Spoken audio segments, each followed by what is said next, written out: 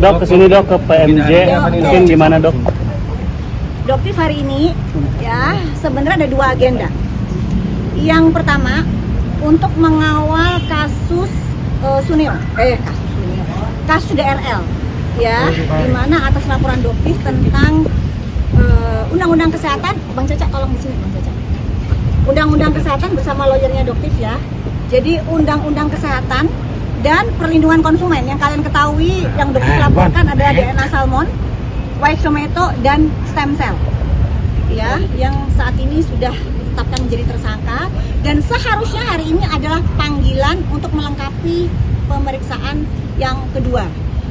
Tetapi sesuai persis dengan prediksi Doktif, semalam dia mengupload story tentang dia yang menggunakan infus.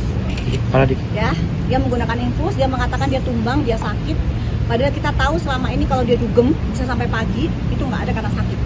Dan baru kali ini dalam sejarah dunia medsos atau akun yang dimiliki oleh saudara DRL, baru kali ini dia memposting kondisi dia yang sakit. Ini adalah salah satu bukti bahwa dia sebenarnya penakut.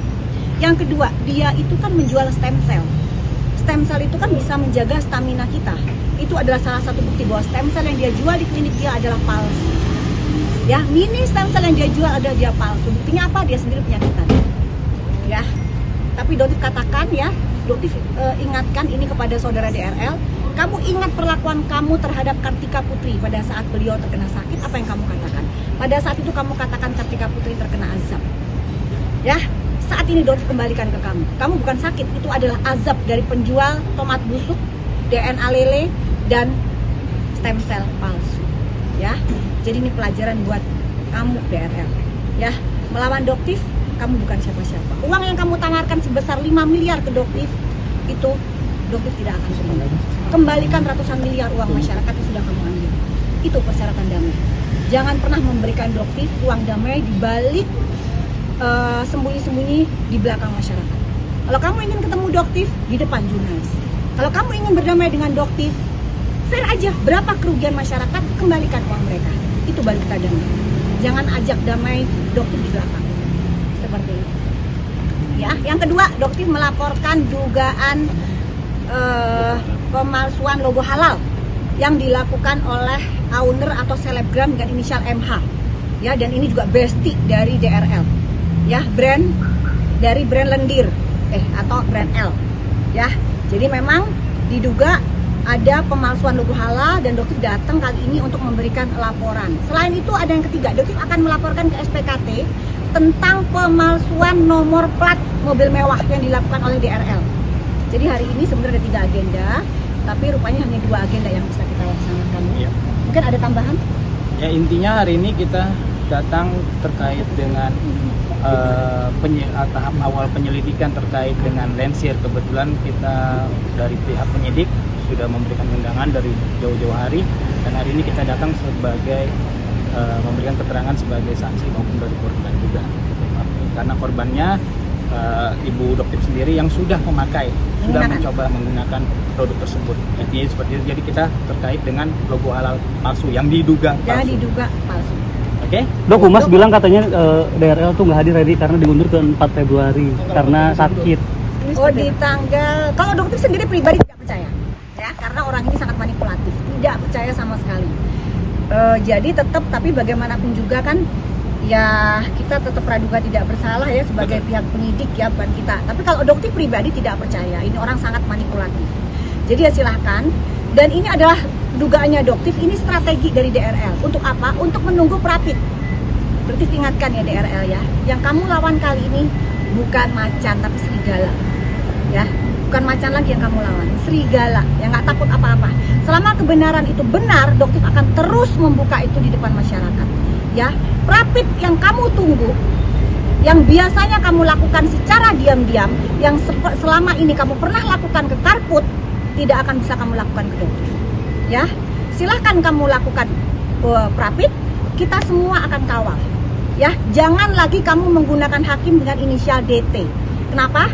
Karena per hari ini Doktif akan meminta dari lawyernya Doktif untuk mengirimkan surat ke KPK, ya, untuk pengawalan dari hakim yang akan menjadi hakim di Prapit dari DRL. Jangan sampai ada dugaan aliran dana. Yang dulu sempat diduga ada aliran dana ke hakim inisial DT. Ya, jangan ada lagi. Di sini jangan ada permainan apapun. Kita akan bongkar sebongkar-bongkarnya, setransparan mungkin. Ya, jangan sampai ada sesuatu di belakang ini. Untuk Pengadilan Jakarta Selatan, kita mohon jangan pernah ada transaksional apapun, karena KPK pun akan minta untuk turun tangan. Seperti itu. Artinya dugaannya akan DR ini bilang sakit karena ingin mundur biar nggak ditahan. Jadi ini dugaannya strategi dia untuk mengundurkan ke Perapit. Orang ini sangat manipulatif, ya. Jadi semua ini sudah bisa Dokti prediksi. Semalam Dokti sudah bilang kemungkinan dia tidak akan datang. Kenapa? Karena dia akan bilang dirinya sakit. Kalau Dokti pastikan Dokti akan datang di Polres Jakarta Selatan sebagai tersangka di tanggal 22. Kita lihat, Dokti nggak akan mundur, apalagi mencabut PMJ karena ketakutan Dokti dilaporkan sebagai tersangka di Polres Jakarta Selatan. Tidak akan mundur sedikit. Ya? Tadi sempat disinggung soal manipulatif tuh. Kemarin juga Dokti sempat bilang kalau mualafnya Richard itu hanya pura-pura tuh. Memang ada bukti yang kalau bukti Dokti punya, tapi tidak mungkin Dokti sebutkan di sini. Tapi yang jelas Dokti punya. Jadi semua yang Dokti katakan itu by data, by fakta dari awal, ya. Dan mungkin itu yang menjadi ketakutan para mafia perskincarean Indonesia. Karena mereka mau menyerang Dokti pun tidak akan bisa, karena semua Dokti itu punya by data, by fakta. Seperti itu, semuanya ada. Dok, Tadi kan Dokti sempat mengatakan ada pernah disuap oleh DRL sebesar 5M kalau tidak salah. Ya. Mungkin kejadiannya kapan sih Dok, dan akhirnya enggak, kenapa? pokoknya intinya ada, ya, ada hal-hal seperti itu. Untuk kapannya tidak perlu Dokti jelaskan secara detail di sini. Yang jelas kalian perlu tahu saja, usaha itu ada dan sering dilakukan. Ya, sering dilakukan, sering diupayakan, tetapi selalu gagal. Ya, dari awal melalui Dokter Oki selalu beliau ingin bertemu sampai menawarkan bahwa beliau siap untuk digeledah, diperiksa. Tapi Dokter bilang, maaf, bukan caranya Dokter untuk bertemu secara sembunyi-sembunyi seperti itu dan memberikan dana di belakang itu. Enggak, tujuan Dokter satu, jangan ada lagi oknum dengan profesi dokter mengambil uang masyarakat awam, ya, seenak mereka tanpa merasa hukum itu tidak akan terkena kebal hukum. Nggak ada, meskipun kamu itu dokter, gitu loh. Udah, sekarang yuk kita berjalan di tracknya. Dokter seperti apa? Apakah dokter boleh flexing seperti itu? Ya, nggak boleh. Sudahlah, menjadi dokter itu kalaupun berjualan ya boleh berjualan, tapi bukan dengan cita-cita akan menjadi dokter terkaya se-Indonesia. Itu menyakiti kita sebagai dokter. Ya, oke, gitu aja. Cukup ya, kita masuk.